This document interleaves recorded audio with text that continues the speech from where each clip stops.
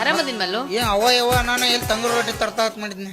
ನಾನು ಹಾಗೆ ಮಾಡಿದ್ದೆ, ಯಾವ್ದೇ ಭಿಕ್ಷಕ ಬಂದಾನ ಅಂತ ಹೇಳಿ. ನಾವೊಂಥರ ಭಿಕ್ಷಕನ ಹೇಳಿವ. ಹೌದಾ? ನಿಮ್ಮ ಎಲ್ಲರ ಕೈಯಾಗ ಸಿಕ್ಕವ ಎಲ್ಲಾರ ಕೈಯಾಗ ಅನ್ಬೇಡ, ಸಾಯ್ತಿ ನನ್ನ ಕೈಯಾಗ ನೀನು. ಸಾವುದಾದ್ರ ಮತ್ತೆ ಇನ್ನೇನು ಉಳಿದ? ಹಾ, ಏನ್ ಬಂದಿದ್ದ? ಶಿರೋಲಕ್ಷ್ಮ ಬಸರಿಗೆ ಹೇಳತ್ತ ಎಂತೆಂತ ರಾಗಕತ್ರ ನಿನಗೇನಾಗಿದೆ ನೋಡೋದು. ನಿನಗೆ ಅಡ್ವಾನ್ಸ್ ಇದ್ರ ಡೇ ಬೇ ನನಗೆ ಹೇಳ್ತಿಯಲ್ಲ, ಹೋಗಿ ನನ್ನ ಗಂಡಗೆ ಹೇಳಬೇಕು.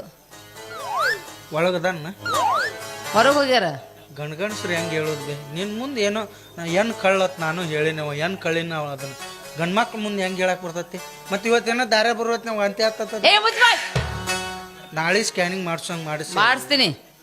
ನಾನೇನಾದ್ರು ಗರ್ಭಿಣಿ ಆದ್ರೆ ಜಿಲೇಬಿ ತಂದು ಕೊಡ್ತೀನಿ. ನಿನ್ನ ಕಡೆ ಏನಂದ್ರೆ ಸಾಧ್ಯ ಆಗ್ಲಿಲ್ಲ, ನಾನೇ ತಂದು ಒಗಿತೀನಿ. ನಾಯಿ ಹಂಗ್ ತಿನ್ನು. ಜಿಲೇಬಿ ಕೊಡಬೇಡ. ಬಾಳ ದಿವ್ಸ ಗಂಡು ಹುಡ್ತಿತ್ತಂದ್ರೆ ಮತ್ತೆ ಜಿಲೇಬಿ ಕೊಟ್ಟಂದ್ರೆ ಹೆಣ್ಣು ಹುಟ್ಟತ್ ನೋಡ.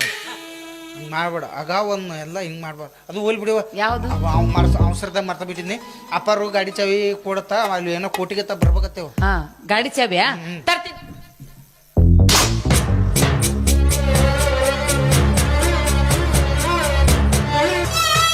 ನಾನೆಷ್ಟು ಹುಚ್ಚಿ, ಹಿತ್ತಲಲ್ಲಿ ಹಣ್ಣು ಇಟ್ಕೊಂಡು ಊರೆಲ್ಲ ಹುಡುಕ್ತಾ ಇದ್ದೀನಿ. ಈ ಮಲ್ಲು ನೋಡೋಕೆ ತುಂಬಾ ಸ್ಮಾರ್ಟ್ ಇದ್ದಾನೆ. ಇವನಿಂದೆಲ್ಲ ನಾಸೆ ಈಡೇರಿಸ್ಕೊಂಡ್ರೆ ತಪ್ಪೇನೂ ಇಲ್ಲ.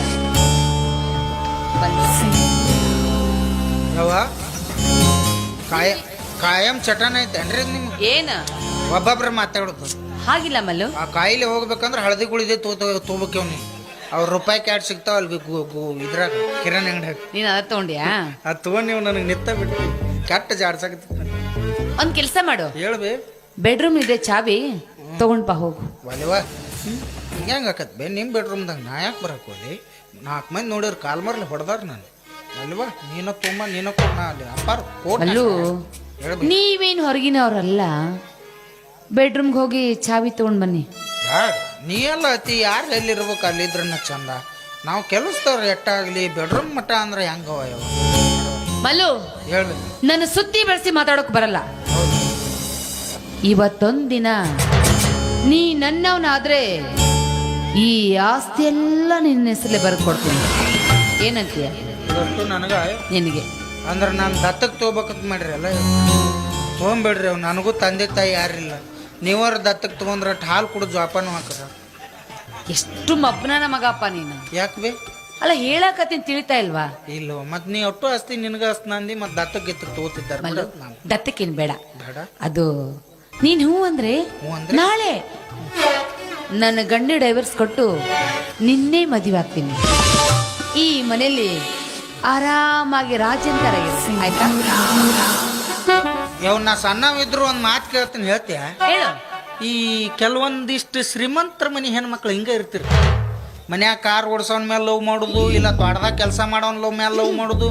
ನಮ್ಮಂತ ಬಡ್ರು ನಮ್ಮ ಯಾಮಾರಿಸಿ ಲವ್ ಮಾಡೋದು. ಲಾಸ್ಟಿಗೆ ಏನಾರು ಗಂಡುಗಳಿಗೆ ಗೊತ್ತಾದ್ರೆ ನಮಗೆ ಗೊತ್ತಿಲ್ದಂಗೆ ಸಣ್ಣಂಗೆ ಮರ್ಡ್ರ್ ಮಾಡಿಸಿ ಎಲ್ಲಾರ ಗಟ್ರದ ಚೀಲ ತುಂಬಿ ಕೆರಿ ಹೊಡಿ ಚೆಲ್ಲಿ, ಇಲ್ಲ ಲಾಸ್ಟಿಗೆ ಏನೈತೆ ದರ್ಗಾ ಜಲ್ಲಿನ ಬುರ್ಗತ್ತಗೆ ಕಚ್ಚಿಬಿಡುದು. ಬ್ಯಾಡ್ತಾವೆ ನಾವು ಮೊದ್ಲ ನಾವು ರಾವ್ ಗೆದ್ದರು ಮತ್ತೆ ಸುಮ್ಮ ಬ್ಯಾಡ. ಮಲ್ಲು ಹೇಳು. ನಾನ್ ಕೇಳ್ದಂಗ ಹೂ ಅಂದ್ರೆ ನೀನ್ ಈ ಊರಲ್ಲಿ ಬದುಕ್ತೀಯ, ಇಲ್ಲ ಅಂದ್ರೆ ಜೈಲು ಪಾಲಾಗ್ದೆ, ಎಚ್ಚರ. ಪುಣ್ಯ ಹತ್ಲವ ಯಾವ ಆದ್ರೆ ಹಾಕ್ಸೋದು ಹಾಕಿಸ್ತಿ, ಬಳ್ಳಾರಿ ಜೈಲಿಗೆ ಹಾಕಿಸ್ತಿ. ಒಬ್ರು ನಮ್ಮ ಬಿಸ್ನೆಸ್ ಮ್ಯಾನ್ ಅದ್ರ ಭೇಟಿಯಾಗಿ ಬರ್ಬೇಕಾಗಿತ್ತು. ಮುಂದಿನ ಸಿನಿಮಾ ನಾನು ಅವರು ಕುಡೆ ಮಾಡೋದು, ಅದ್ರ ಶೂಟಿಂಗ್ ಎಂದಿಟ್ಕೊಂಡು ಕೇಳಿ ಬರೋಂಗಿಲ್ಲ. ನೋಡುವ ನಮ್ಮ ಅಪ್ಪ ಒಂದು ಮಾತು ಹೇಳಂತಾಯಿ, ನೋಡಪ್ಪ ಗಂಡು ಸತ್ತ ಹುಟ್ಟಿ ಅಂದ ಮೇಲೆ ದುಡಿದು ಬೆವರು ಸುರಿಸು, ಅದು ಇದು ಬಿಟ್ಟು ಇನ್ನೊಬ್ರು ಹೆಂಡ್ರ ನೋಡಿ ಜೋಲು ಸುರಿಸ್ಬೇಡ ಅಂತೇಳ. ನಿಮ್ಮ ಮನೆ ಕೆಲಸ ಇದು ನೀನೇ ಇಟ್ಕೋತಾಯಿ. ಹಲೋ, ನನ್ನ ಸಮಾಚಾರ ಇನ್ನೂ ಗೊತ್ತಿಲ್ಲ ನಿನಗೆ? ನನ್ನ ಆಸೆ ಈಡೇರಿಸಿಲ್ಲ ಅಂತ ನನ್ನ ಮಾವನ ಮೇಲೆ ಅಪವಾದ ಕೊಟ್ಟು ಹೊರಗೆ ಹಾಕಿದವಳು ನಾನು. ನನ್ನ ಪ್ರೀತಿಗೆ ಅಡ್ಡಿ ಆಗ್ತಾಳಂತ ನಮ್ಮ ಅತ್ತೆನ ಬೀದಿ ಬೀದಿ ಭಿಕ್ಷೆ ಬಿಡದ ಹಚ್ಚಿದವಳು ನಾನು. ಇವತ್ತೊಂದು ದಿನ ನನ್ನ ಆಸೆ ಈಡೇರಿಸು, ಈ ಆಸ್ತಿ ಎಲ್ಲ ನಿನಗೆ ಬರ್ಸ್ಕೊಡ್ತೀನಿ. ಯಾ ಆಸ್ತಿ ತಗೊಂಡು ಏನು ಮಾಡೋದೈತಿ? ಬಡ್ರ ಅಂದ್ರೆ ಕೇವಲ ಕಾಂತೀವಣ್ಣ ನಿಮ್ಗೆ ಆಸ್ತಿ ರೂಪಾಯಿ ತೋರಿಸಿ ನಮ್ಮಂತ ಬಡ್ರನ್ನ ಏನು ಹಂಗೆ ಬೇಕಾದ್ರೂ ಉಪಯೋಗ ಮಾಡ್ಕೋಬೇಕು ಅಂತ ಮಾಡ್ರಣ್ಣ. ಬ್ಯಾಡ ತಾಯಿ, ಇದ್ರೊಳಗೆ ಅನ್ನದ ಋಣ ಆಯ್ತು ನನಗೆ. ಮಾಲಕರು ಏಟೋಲ್ಲ ಕೆಲಸ ಕೊಟ್ಟು ಅನ್ನ ಹಾಕ್ಯಾರ, ಅದಕ್ಕೆ ನಾ ದ್ರೋಹ ಬಗೆಯಂಗಿಲ್ಲ ತಾಯಿ. ಅದ್ರಾಗ ನಿಯತ್ತಿನ ಡ್ರೈವರ್ನ ಯಾವ ಮನೆಗೆ ದ್ರೋಹ ಬಗೆಯಂಗಿಲ್ಲ ತಾಯಿ. ನಮಸ್ಕಾರ.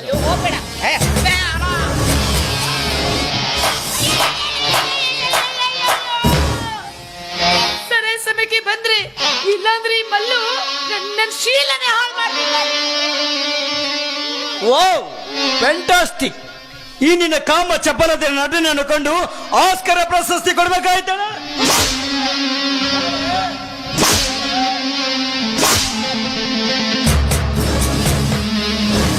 ನನ್ನ ಜೀವನದಲ್ಲಿ ಬಂದು ಈ ರೀತಿ ಯಾಕೆ ನಾಟಕ ಮಾಡಿದೆ? ನನ್ನಿಂದ ನಿನಗೆ ಏನ್ ಆಗ್ಬೇಕಾಯ್ತು? ದಯವಿಟ್ಟು ಬಿಡಬೇಡಿ. ನನಗೆ ಆಸ್ತಿ ಅಂತಸ್ತು ತುಂಬಾ ವ್ಯಾಮೋಹ, ದುಡ್ಡು ಬೇಕಾಗಿತ್ತು.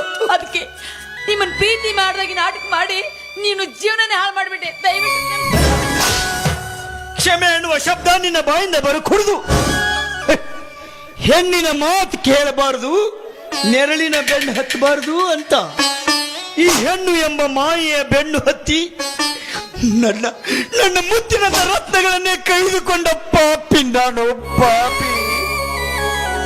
ಈ ಮನಸ್ಸನ್ನೇ ಕಲ್ಲು ಮಾಡಿ ಕೈಗಳಿಂದ ನನ್ನ ತಂದೆ ತಾಯಿಗಳನ್ನ ನನ್ನ ಕೈಯಿಂದ ಹೊರಗೆ ಹಾಕಿದೆಯಲ್ಲ, ಎಂತ ಪಾಪಿ ನೀನು.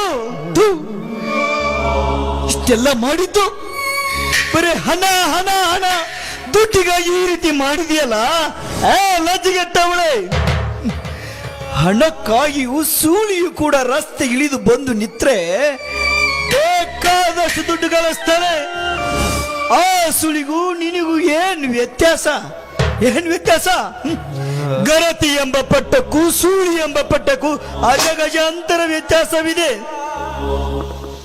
ಹಣಕ್ಕಾಗಿ, ಬರೀ ಹಣಕ್ಕಾಗಿ ನನ್ನನ್ನು ಮಾಡ್ಕೊಂಡ್ಯಾ? ಬರೀ ಹೆಸರಿಗಷ್ಟೇ ಗಂಡನ? ಹಾಗಾದ್ರೆ ನಾನು ಕರಿ ಕಟ್ಟಿರುವ ಈ ಕೈಯಿಂದ ಕಟ್ಟಿರುವ ಕರಮಣಿ ನಿನ್ನ ಕೊಳ್ಳಲೆ ಅದಕ್ಕೆ ಬಿಸಾಕೆ ಬಿಸಾಕೆ ಹಾಗೆ ಬಿಸಾಕೆ.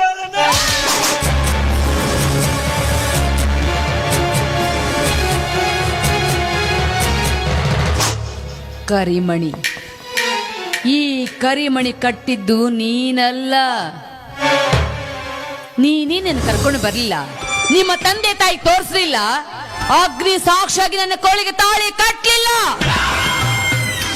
ನಿನಗೆ ಬೇಕಾಗಿರೋದು ನನ್ನ ದೇಹ ಸುಖ ಮಾತ್ರ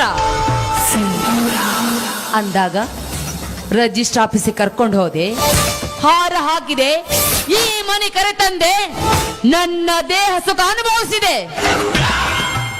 ಕೇವಲ ಒಂದು ಹೆಣ್ಣಿಗಾಗಿ ಹಾಡಿದ ತಂದೆ ತಾಯಿನ ಹೊರಗೆ ಹಾಕಿದ ಗಂಡಸು ನೀನು ಅಂದಾಗ ಈ ಕರಿಮಣಿ ನಿನ್ನದಲ್ಲ, ಈ ಕರಿಮಣಿ ಮಾಲೀಕ ನೀನಲ್ಲ. ಈ ಕರಿಮಣಿ ಮಾಲೀಕ ನೀನಲ್ಲ. ಕರಿಮಣಿ ಮಾಲೀಕ ನೀನಲ್ಲ, ಕರಿಮಣಿ ಮಾಲೀಕ ನೀನಲ್ಲ, ಕರಿಮಣಿ ಮಾಲೀಕ ಹೌದು ನಾನಲ್ಲ, ನಾನಲ್ವೇ ಅಲ್ಲ. ಹೌದು, ಧರ್ಮೇಚ್ಛ ಅರ್ಥೇಚ್ಛ ಕಾಮೇಚ್ಛ ನಾಥೇಚ್ಛ ರಾಮಿ ಎಂದು ಸಪ್ತ ಪೈತಿ ತುಳಿಯಲಿಲ್ಲ, ಸಮಾಜದ ಮುಂದೆ ಗುರು ಹಿರಿಯರನ್ನು ಕರೆಸಲಿಲ್ಲ, ತಂದೆ ತಾಯಿಗಂತೂ ಮೊದಲೇ ಗೊತ್ತು ಇಲ್ಲ. ನಿನ್ನ ಅಂಗ ಸೌಂದರ್ಯಕ್ಕೆ ಬರಗಾಗಿ ನಿನ್ನ ಬೆನ್ನು ಹಿಂದೆ ಬಿದ್ದು ನೀನು ಹೇಳಿದಂಗೆ ಕೇಳಿಕೊಂಡು ರಿಜಿಸ್ಟರ್ ಆಫೀಸ್ಗೆ ಹೋಗಿ ಮಾಲಿ ಬದಲಿಸ್ಕೊಂಡು ಬಂದು ಇವಳು ನನ್ನ ಹೆಂಡತಿ ಅಂತ ಈ ಸಮಾಜಕ್ಕೆ ತೋರಿಸಿದ್ರೆ ಈ ಸಮಾಜದ ಜನ ಒಪ್ಪುವರ? ಎಲ್ಲಿ ಒಪ್ತಾರೆ? ಯಾರು ಒಪ್ತಾರೆ?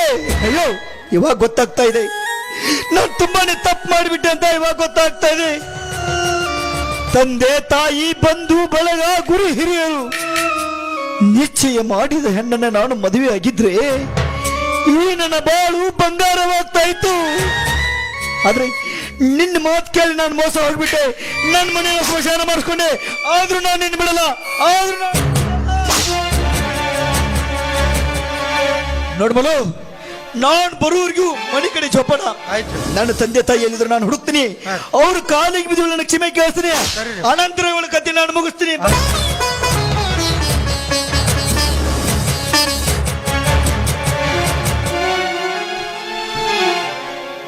ಆಗ ಇಟ್ಟು ಕಾಲ್ಮರ್ಲೆ ಹುಡುಕುತ್ತಿದ್ರು ನೀನು ಬಾಳೆ ಹಾಕಿಂದು ಹೌದಿಲ್ಪ ಅಬ್ಬಾಸ್ ಒಂದು ಮನೆಗೆ ಹೋಗ್ಬಿಡೋದು ಮಾತಿದ್ದ ಮಾಡೋದು ನಾವು ಹೌದಿಲ್ಲ ನಾವು ನೀವು ತಿಳ್ಕೊಳ್ಳೋದಿಷ್ಟ ಮಾಲಕರು ವರ್ಷಾನುಗಂಟ್ಲೆ ನಮ್ಮ ತಿಂಗಳಾನುಗಂಟ್ಲೆ ಬುಕ್ ಮಾಡಿ ಈ ಒಂದು ಗ್ರಾಮಕ್ಕೆ ಒಂದು ನಾಟಕ ಇಟ್ಕೊಂಡಿರ್ತಾರೆ ಅಂದ್ರೆ ಇದ್ರ ಒಂದು ಊರೊಳಗೆ ಒಂದು ನಾಟಕ ನಡೆದ್ರೆ ಒಬ್ಬನ ಮನಸ್ಸರ ಪರಿವರ್ತನೆ ಆಗುತ್ತಂತೇಳಿ ಹಿಂದಿನ ಹಿರಿಯರು ಈ ಒಂದು ರಂಗಭೂಮಿಯನ್ನು ರಚನೆ ಮಾಡಿ ಒಂದು ರಂಗಭೂಮಿ ಕಲಾವಿದರನ್ನ ಈ ಒಂದು ರಂಗಭೂಮಿಗೆ ಅರ್ಪಣೆ ಮಾಡಿದ್ರಂತ.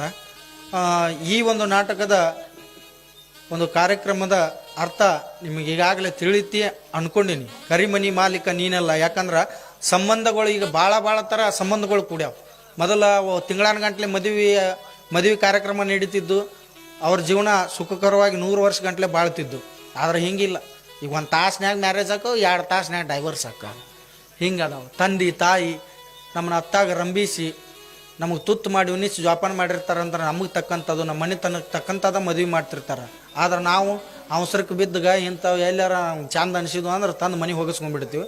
ತಂದೆ ತಾಯಿ ಏನು ಮಕ್ಕಳು ಹಾಳಾಗಿದ್ದಾರ ಅಂತೇಳಿ ಮನೆಗೆ ಕರ್ಕೊಂಡ್ಬಿಡ್ತಾರೆ. ಆದ್ರೆ ಇಂಥವೆಲ್ಲ ನಮಗೆ ಕುರ್ತ ಪರಿಚಯ ಇಲ್ಲದ್ದು ಹೆಣ್ಣುಗಳು ಅವು ಮನೆ ಉದ್ಧಾರ ಮಾಡೋಕ್ಕಿಂತ ಸುಡುಗಾಡು ಮಾಡಿ ಹಿಡ್ದು ಹೆಚ್ಚು. ಅದಕ್ಕೆ ಹೇಳ್ತಾರೆ ಲವ್ ಮ್ಯಾರೇಜ್ ಅದು 100ಕ್ಕೆ 75% ಡೈವರ್ಸ್ ಆಗಾಕತ್ತವ ಅಂತ. ಅದು ಅರೇಂಜ್ ಮ್ಯಾರೇಜ್ ಅದು 75% ಜೀವನ ನಡೆದತ್ತ. ಬರೀ ಎಲ್ಲರ 25% ಅಷ್ಟ ಡೈವರ್ಸ್ ಆಗಕತ್ತಾವಂತ. ಗುರು ಹಿರಿಯರು ತಂದೆ ತಾಯಿ ಏನೋ ಮಾಡಿದ್ರು ಅದು ಒಳ್ಳೆಕ ಮಾಡ್ತಿರ್ತಾರೆ. ಅವ್ರ ಮಾತು ಕೇಳ್ಕೊಂಡು ನಮಗೆ ಯಾವತ್ತೂ ಕೇಡ್ ಬಯಂಗಿಲ್ಲ. ಇದೇನಪ್ಪ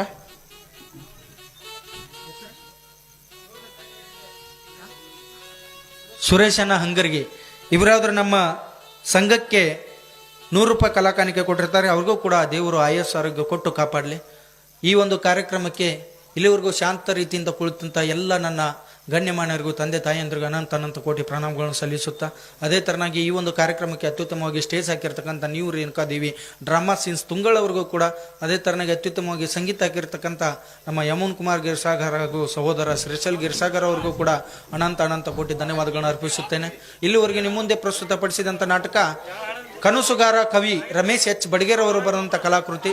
ಹಳ್ಳಿ ಹುಲಿ ಕೊಟ್ಟ ಬೆಳ್ಳಿ ಕಾಲುಂಗರ ನಾಟಕ ಬರೆದಂಥ ಕವಿಗಳೇ ಈ ಒಂದು ನಾಟಕವನ್ನು ಬರೆದಿದ್ದಾರೆ. ಈ ನಾಟಕ ಯಶಸ್ವಿಗೊಳ್ಬೇಕಂದ್ರೆ ಒಬ್ಬರಿಂದ ಸಾಧ್ಯ ಇಲ್ಲ. ಇವತ್ತು ಸಂಗೀತ ಹಿಡ್ಕೊಂಡು ಇವತ್ತು ನಮ್ಮ 8 ಜನ 9 ಜನ ಕಲಾವಿದರು ಅವರೆಲ್ಲ ಶ್ರಮದಿದ್ದನ ನಾವು ಒಂದು ಒಳ್ಳೆ ನಾಟಕ ಕೊಡಲಿಕ್ಕೆ ಸಾಧ್ಯ. ಮೊದಲು ಏನೇನು ಅಂದ್ರೆ ಹಿರಿಯರು, ಆಮೇಲೆ ಮೆಚ್ಕೊಂಡು ಅವರ 500 ರೂಪಾಯಿ ಕೊಟ್ಟರು. ಅದಕ್ಕೆಲ್ಲ ಕಾರಣೀಕರ್ತರು ಒಬ್ಬರೇ ಆಗಿರಂಗಿಲ್ಲ, ಒಂದು ಸಂಘನ ಆಗಿರಂಗಿಲ್ಲ. ಸಂಘದಲ್ಲಿ ಶ್ರಮ ಒಡ್ಡಿ ದುಡಿತಕ್ಕಂಥ ಎಲ್ಲ ನನ್ನ ಕಲಾವಿದರಿಗೆ ಆ 500 ರೂಪಾಯಿ ಅವ್ರ ಪಾದಕ್ಕೆ ಅರ್ಪಣೆ ಮಾಡ್ತೀನಿ. ನಮ್ಮ ನಾಟಕ ತಾಯಿಯ ಋಣ ಮಣ್ಣಿನ ಗುಣ, ಅರ್ಥಾತ್ ಕರಿಮನಿ ಮಾಲೀಕ ನೀನಲ್ಲ. ಈಗಾಗಲೇ ಕರಿಮನಿ ಮಾಲೀಕ ನೀನಲ್ಲ ಎಂಬ ಅರ್ಥವನ್ನು ನಮ್ಮ ಕಲಾವಿದರು ಅವರದೇ ಆದ ಶೈಲಿಯಲ್ಲಿ ಮುಂದೆ ಪ್ರಸ್ತುತಪಡಿಸಿದ್ದಾರೆ. ಇನ್ನು ತಾಯಿಯ ಋಣ ಇನ್ನು ಯಾವ ರೀತಿ ಇರ್ತಂತೆ ಕೊಳೆಯ ಪ್ರವೇಶ ನೋಡಿದ್ರೆ ಅದು ಕೂಡ ನಿಮ್ಗೆ ಅರ್ಥ ಆಗುತ್ತಾ. ಇಲ್ಲಿವರೆಗೂ ನಮ್ಮ ನಾಟಕ ತಮಗೇನಾದರೂ ಇಷ್ಟ ಆಗಿದ್ರೆ ಒಂದ್ಸಲ ಜೋರಾದ ಚಪ್ಪಾಳೆ ತಪ್ಪು ನಮ್ಮನ್ನು ಆಶೀರ್ವದಿಸಿ. ಏನೋ ಕಾಮಿಡಿ ಮಾಡುವಾಗ ಕೆಲವೊಂದಿಷ್ಟು ಅವಾಜ್ ಶಬ್ದಗಳು ನಿಮ್ಮ ಕಿವಿಗೆ ಬಿದ್ದು ಏನೋ ನಮ್ಮಿಂದ ತಪ್ಪಾಗಿರುತ್ತೆ. ನಿಮ್ಮ ಹೊಟ್ಟೆಯಲ್ಲಿ ಹುಟ್ಟಿದ ಮಕ್ಕಳು ತಪ್ಪು ಮಾಡ್ಯಾರಂತ ಮನ್ನಿಸಿ ಈ ಕಲೆಯನ್ನು ಉಳಿಸಿ ಕಲಾವಿದರನ್ನು ಬೆಳೆಸಿ. ಧನ್ಯವಾದ. ಜೈ ಹಿಂದ್, ಜೈ ಕರ್ನಾಟಕ.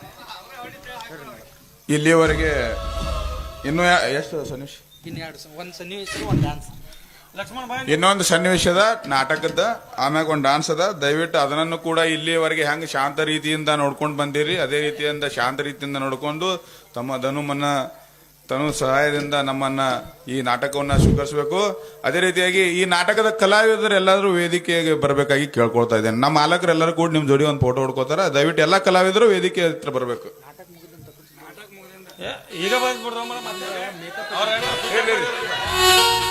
ಇರ್ಲಿ, ನಾಟಕ ಮುಗಿದಿಂದ ಮಂಗಳಾರತಿ ಮಾಡ್ಕೊಂಡು ತಕೋತೀವಿ. ದಯವಿಟ್ಟು ನಿಮಗೆ ಯಾರಿಗೂ ತೊಂದರೆ ಮಾಡಂಗಿಲ್ಲ, ದಯವಿಟ್ಟು ಕ್ಷಮಿಸ್ರಿ.